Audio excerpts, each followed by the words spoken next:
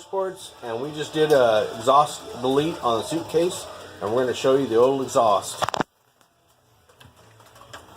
There's the old stuff right there. Basically, we just had to cut it up front. It's raining right now, so, and then we just unbolted the rest. So it's pretty easy. Go ahead and start it up, Jonathan.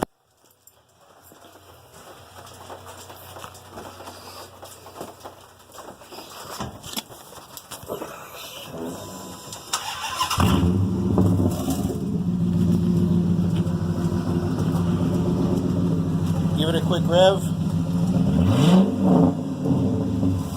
And what we did is the two pipes that are under there,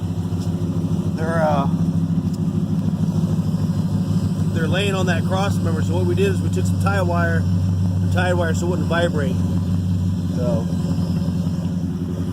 and then we're going to go for a test drive and see how the performance is on it.